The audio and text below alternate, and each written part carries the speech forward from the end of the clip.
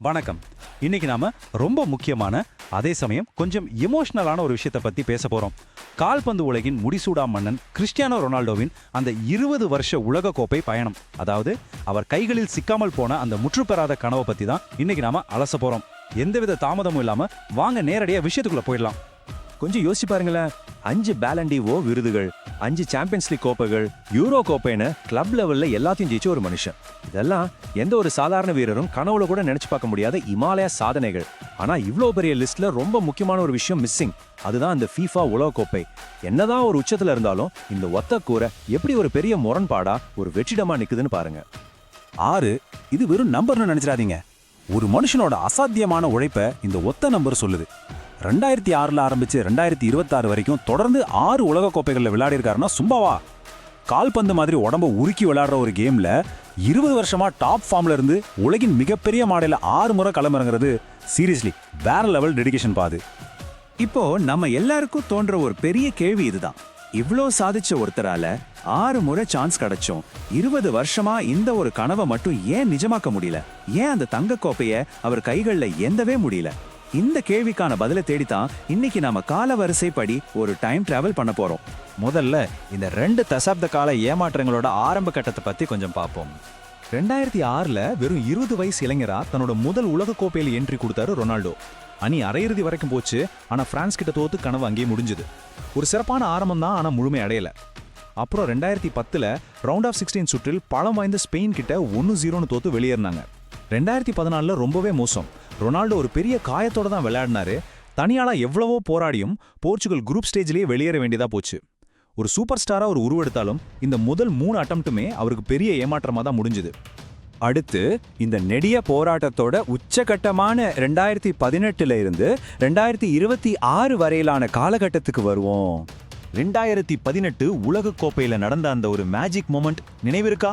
பலம் வாய்ந்த ஸ்பெயின் அணிக்கு எதிரா தனி ஒரு மனுஷனா நின்னு ஒரு பிரம்மாண்டமான ஹேட்ரிக் கோல் அடிச்சு உலகத்தையே மிரள விட்டாரு. அவரோட தனிப்பட்ட திறமையோட உச்சம் அது. கண்டிப்பா இந்த வாட்டி இவர் கப் அடிச்சிருவாருன்னு நம்ம எல்லாரையும் நம்ப வச்ச தருணம். ஆனா கால்பந்துங்கிறது ஒரு டீம் கேம் இல்லையா? அந்த சூப்பர் பர்ஃபார்மன்ஸ்க்கு அப்புறமும் ரவுண்ட் ஆஃப் 16ல உருகுவே கிட்ட போர்ச்சுகல் தோத்து போச்சு. சரி, 2022ல கண்டிப்பா கோப்பை ரொனால்டோவுக்கு தான் எல்லாரும் நம்புனாங்க. ஆனா எதிர்பாராத விதமா காலிறுதியில மொராக்கோ கிட்ட தோத்து கண்ணீரோட அவர் மைதானத்தை விட்டு வெளியேறின காட்சி நிஜமாவே நம்ம இதயத்தையே நொறுக்கிடுச்சுன்னு சொல்லலாம். ஆனாலும் அவர் தளரல. 2026ல தன்னோட 42வது வயசுல ஒரு இறுதி முயற்சியா மறுபடியும் களத்துல இறங்கினாரு. ஆனா மீண்டுமே ரவுண்ட் ஆஃப் 16ல ஸ்பெயின் கிட்ட 1-0ன்னு தோத்து வெளியேறினாரு. அவர் இவ்வளவு தூரம் போராடியும் அந்த பயணம் மறுபடியும் கண்ணீர்ல தான் முடிஞ்சுது. இப்போ ஒரு முக்கியமான விஷயத்தை அலசுவோம். ஏன் அந்த கோப்பை அவரை வந்தடையவே இல்லை? இதுல நாம புரிஞ்சுக்க வேண்டிய ரொம்ப முக்கியமான யதார்த்தம் ஒண்ணு இருக்கு. உலக கோப்பை மாதிரி ஒரு பெரிய தொடரை எந்த ஒரு பிளேயராலும் தனியாளா நின்று ஜெயிச்சிட முடியாது. பல வருஷமா போர்ச்சுகல் அணி ரொனால்டோ மட்டுமே நம்பி இருந்துச்சே தவிர ஒரு பேலன்ஸ்டான டீமா அவங்க இல்ல. அது மட்டும் இல்லாம முக்கியமான நேரங்களில் ஏற்பட்ட காயங்கள், ஸ்பெயின், பிரான்ஸ் மாதிரி ரொம்ப ஸ்ட்ராங்கான எதிரணிகள்னு பல காரணங்கள் இருக்கு. எல்லாவற்றுக்கும் மேலா நாக் அவுட் மேட்ச்ல இருக்கிற அந்த பிரஷர், அதுல நடக்கிற சின்ன சின்ன தவறுகள் கூட ரொம்ப பெரிய விலையை கொடுக்க வச்சிரும். இந்த ஒட்டுமொத்த சூழ்நிலையும் சேர்ந்துதான் அவர் கோப்பையை வெல்றதுக்கு ஒரு பெரிய தடையா அமைஞ்சது. ஆனா இத்தனை தடைகள், காயங்கள், நெஞ்ச உடைக்கிற தொடர் தோல்விகள், இதையெல்லாம் தாண்டி ஒரு ஆழமான உண்மை இங்கே இருக்கு. அவர் தன்னோட முழு வாழ்க்கையுமே தன் நாடான போர்ச்சுகலுக்காக அர்ப்பணிச்சிட்டாரு. ஒவ்வொரு முறை தோக்கும் போதும் அவர் சோர்வடையல. அடுத்த முறை தன் நாட்டுக்காக இன்னும் வெறியோட எழுந்து வந்தாரு. அந்த அர்ப்பணிப்பு உணர்வு மட்டும் அவர்கிட்ட ஒரு நாளும் குறையவே இல்லை. இதுல இருந்து நாம கத்துக்க வேண்டியது ஒண்ணுதான், கோப்பைகளை விட அர்ப்பணிப்பே ரொம்ப முக்கியம்.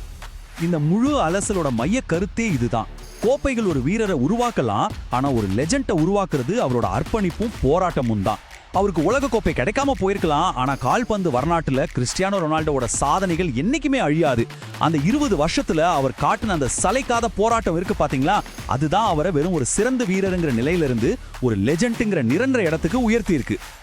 நாம இப்போ இந்த ஆழமான அலசலோட முடிவுக்கு வந்துட்டோம். போறதுக்கு முன்னாடி உங்களை ஒரு கேள்வியோட விட்டுட்டு போறேன். கிடைக்காத ஒரு கோப்பை ஒரு பிளேயரோட மொத்த கெரியரையும் தீர்மானிச்சிடுமா? இல்ல 20 வருஷமா தொடர்ந்து போராடின அந்த தளராத குணம் ஒரு லெஜெண்டை தீர்மானிக்குதா? கொஞ்சம் யோசிச்சு பாருங்க. வெற்றிங்கிறது வெறும் கோப்பைகள்ல மட்டும் இல்ல, நாம போடுற அளப்பரிய உழைப்புலையும் தான் இருக்கு. இந்த தாட்டோட இன்னைக்கு நான் கிளம்புறேன். கண்டிப்பா இது உங்களுக்கு ஒரு புது பார்வையை கொடுத்துருக்கும் நம்புறேன். மீண்டும்